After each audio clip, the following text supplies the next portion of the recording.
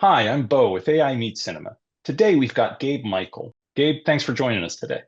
Hey, hi, I'm Gabe Michael. I am an AI filmmaker and creative production executive at Edelman, where I'm the senior vice president and group executive producer of AI. I've made award-winning AI short films, and I help educate creatives, executives, and storytellers on AI tools, how to use them, and how to build pipelines with AI tools. So, I'd really love to talk to you about all sorts of things today. You're just all over the field. It's very exciting. I'd want to start, I guess, with your most official and professional title at your work at Edelman. Can you tell me a little bit more about that? Yeah, and you're right. I am all over the place in many everywhere at once, I guess you could say. But at Edelman, I am the global SVP and group executive producer of AI. I work within our studio team, but also on our broader teams, our client teams, to talk about AI. Creative tools, how we can use them, what the proper procedures are that we've created internally. And then on our studio teams, I help train creatives, I help train editors, just our full creative and professional teams on how to use these new tools, how to bring them in. And so I kind of work as like both a executive producer and then also as like an internal consultant. That's got to be incredibly useful for them. It's such a quick changing landscape that having somebody dedicated towards keeping their finger on the pulse has to be a big advantage for them. Yeah, I mean, it's I can barely keep up and it's my full-time job. And so it's really hard for anybody, that's senior to know what's the latest when it changes almost on the daily. In my efforts in working with peers and other professionals trying to help them on board to various AI tools, I find myself comparing it a lot to early internet and knowing how to Google. Yes. Uh, do you find other metaphors that are helpful in onboarding less savvy people into the new technology? Yeah, I like to say that it's the start of the creator economy all over again because we're looking at two different things. Or a couple different things. We're looking at uh, tools that are now accessible to people that never had the access to do it to make production Mhm. values much bigger, very much like when cameras started becoming more affordable, when we had early YouTube and distribution. But then also during that same time, everything was democratizing. We had better cameras, easier editing equipment, and it just kind of scaled up from there. So I think this is that on steroids, for lack of a better term. Some of the other conversations that we've had have been about democratizing the tools of the trade, and I really see that as well. Everybody's a director, right? In some sense. So we are kind of headed to a one-to-one atmosphere, and we need the ecosystems around us to adapt to that. One-to-one being creation and consumption at the same time. Absolutely. The it's an exciting Yeah. time. I think it's, disruptive and scary at times as well, but exciting. That lines I, up I I wake nicely. up, some days I wake up with just complete joy and awe about the space. I'm like, this is so cool. I can now do things I've never been able to do or would have taken years to get a budget to go produce. And you can just do it and try it in real time, almost. And you can get a project done, a short project for now, but you can get a project done fairly quickly. And it's just exciting. But then there's some days where I wake up and I'm like, well, you think about the professional side of this, you think about, what people are saying about jobs and things like that. And so it's the duality of that is really scary. But once that's why when I teach and do my thought leadership platform, I really try to demystify, what it is, how creatives can use the technology, and how we can really just be our most creative selves within it. I think that that's a really enlightened perspective to have on it. I've had conversations with people who are tentative, approaching scared about the changes, and I don't try and dismiss them because I don't think that that's the right approach. There will be changes. It is disruptive. All progress is. Uh, but the outcome after the change historically tends to be very much worth it in the opinion of the people who are on the other side. There aren't a lot of people wishing that we still had rooms full of accountants with, hand punch calculators anymore. Yep. That was jobs, though. That was people. That was an industry. But that wasn't the most fulfilling part of the industry, was it? We are now at the point where people should know more. A lot of this information is out there, and you should be planning, and you should be at least, at the very least, learning what the tools can do and what they can't do at this point, and see where you and your skill set fits in.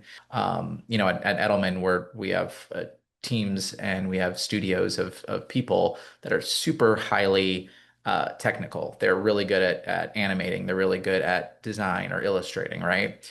And what we're doing is we're upskilling these people. And the majority of them are very interested and open to it. There's some that Mhm. aren't. There's some that are scared to put their own artwork up, which I totally understand. But what we're seeing is these people that are showing enthusiasm and are learning the tools take their old skills that they have and they bring it to it. Mhm. And I think it's really this new set of tools is it picks off where your skill set ends. I am trying to think of a world where we have these creative generalists, right? And Mhm. you fill people in based on their skill sets, based what they're good on. And I think not everybody is great at everything. But we are getting to the point where the software can fill a lot of that gaps. And now it just becomes true storytelling or true artistry that shines through. That's all really great. I love the idea of the creative generalist, the jack of all trades, for creativity. The uh, and I think the point about, okay, is that if I didn't have the skill, I would need to hire someone to do this for me, is not an excellent argument for things, because frequently the answer is, well, then I just wouldn't do this. Yes.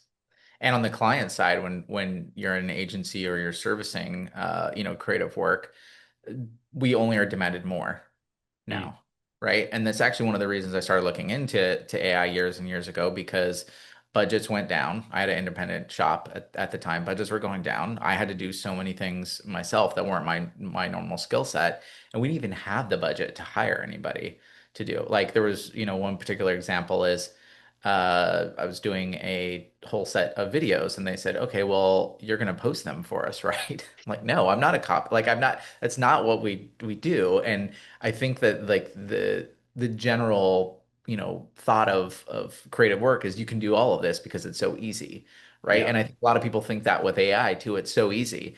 And I'd say if you think AI is easy, just as in any creative process or anything like that, come look at my workflow of what I'm doing this takes me a month to do a 7-minute project. So like, there's just a lot of misinformation out there, and things that really add the fuel to the fire of the misconceptions of what this is. I think a lot of people assume automation with AI and that it's a step back, and there's no human intervention. But if you come and you just dissect one of my prompts or just, the entire process of what I'm doing, I mean, you'll see nothing but creativity and problem solving there. Because especially on the film side, that's all film is we need to tell the story. How do you do it? How do you solve this problem? And that's like what we're still doing. And that part of it has not gone away. And I don't think it will. I couldn't agree more. The a thing that I told my kids since they were little is that art is making choices. Yes, Uh, the How you ultimately make the art is completely secondary to it being an expression of your thoughts and opinions and feelings. You make choices, that's what makes it art. that's Um, I'm going to steal that. please do.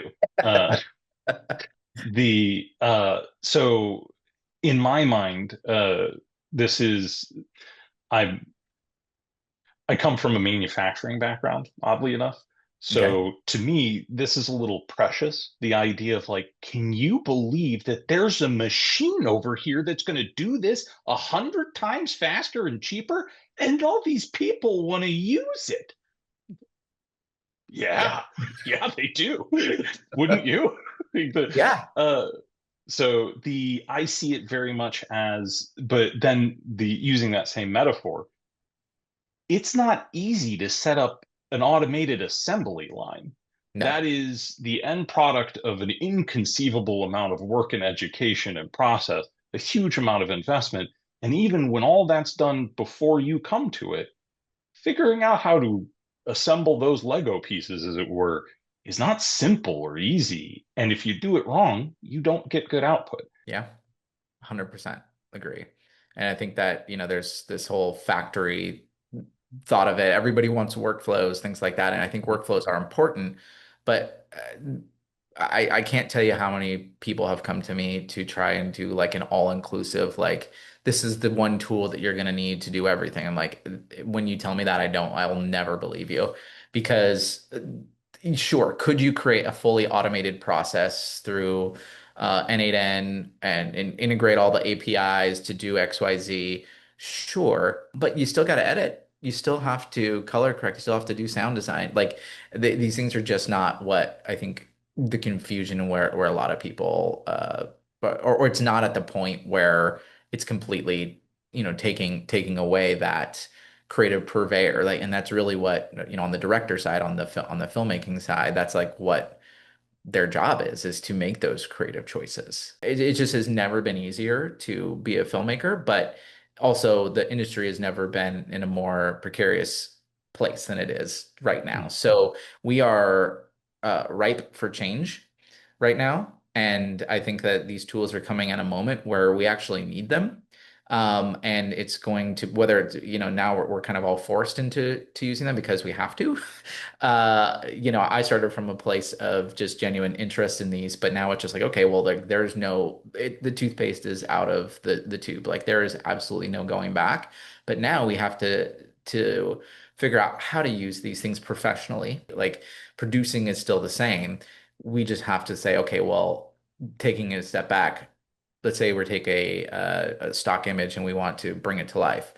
Does that does that break our contract with the stock image company to use that image in there, right? Is it ethical to take a art style from a living artist and try to use them or take their image and put it into something and say match this type of style and tone, right? Or is there a way to say, hey, maybe we hire the artist and we say, or can we pay you for an all rights buyout of this image so that we can stylize a campaign in this? You're getting paid. You have to do less work. You actually don't have to manufacture the images for us, but we are like so actually intellectual property becomes so much more important, but we have to look at things as like maybe everything is intellectual property in some side, like a style, things like that. And that's going to be hard to argue in court. But if we look at it in those ways and people's likeness is the same, right? When you get ahead of that and you get ahead of what the unions are asking for, and you just think of like if we were doing it the right way, like or the traditional way, this would be the process that we have. So how do we just take that and just apply it to the new form of technology, right? Speaking about the rights and getting clearance, it reminded me actually signing contracts to do this hosting gig. I went back and said, topically, there's nothing in here about AI. And I think we're past the point that nothing Yep. is acceptable. I think we got to put a paragraph in here saying what you can and can't do. And most of it just came down to, I don't know, you got to get my permission. Yep. And that's been a staple of the industry forever. What we are past the point where people are not going to be asking for these things. SAG actually has rules for how to usage and how to, word the contracts and things like that. So, if SAG can figure out and bring it together, like the producers should be able to and be able to follow it, right? And it's really sad that we're in a world where we have to just put those protections down on paper, but that's just the way it is. People are going to try and use your name and likeness for everything. So I am, pretty big on that battle of people should have the right to opt out if they want to. And I'm really glad that some of the laws that are being put in place, especially here in California, are there to protect people. Do they make our lives of producers a little bit more a little harder? I wouldn't say harder, but it makes it you just got to do things the right way and do it ethically, right? Like nobody wants to put words in somebody else's or nobody should want to put words in somebody else's mouth that they didn't agree to, right? Could you give more of a process idea of how you think people looking to get into generative video content, where do you start? What's a good entry point to start playing with the technology? I think that's a great question, and I think it changes by the week of where to start. But I would just say, I mean, first of all, for the education, that I do, um, I'm doing a lot, so I try to keep up with it, and I try to put out the latest tools and workflows. But the hard thing and why I haven't put out like a class that exists, like a recorded class, is the process changes Yeah. in the tool set. The process of filmmaking has not changed for over 100 years, but how we use the tools, who we're hiring, um, the type of budgets that you need has changed. Like those things change, but the process really doesn't change. You're telling a story, you're using visuals to tell that story. And then there's some cinematic rules that kind of fall in between, right? And you can kind of go advance from there. So I would just say is just try to take an image and animate it through anything that you have access to. Runway, Julio, Kling, they all have a couple of free generations just to go on their website and try. I think FreePic may have some as well, which is something that has all of the models kind of combined. But most places give you one or two generations. If you are a little bit more experienced and you've made films or already know how to edit, you have a more creative tool set background, I would say try one of these 48-hour film competitions or challenge yourself to create something within 48 hours.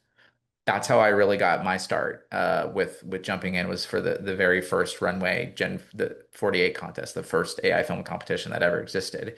And kind of got me into the mindset of like, okay, I know film, I don't know these tools, but I learned these tools and I told some sort of story within that short amount of time and had that deadline. I think that that's a phenomenal answer. And really great advice as well. The I an advisor for the high school film club, and a real hurdle is trying to get the kids to understand that this process is the same regardless of medium. That whether you're animating, whether you're doing stop motion, whether you're doing reality TV, whether you're doing a formal feature film or a high school short film, you've got a story that then gets broken down either by storyboards or a shot list, depending upon really your preference, Yeah. how you think of it.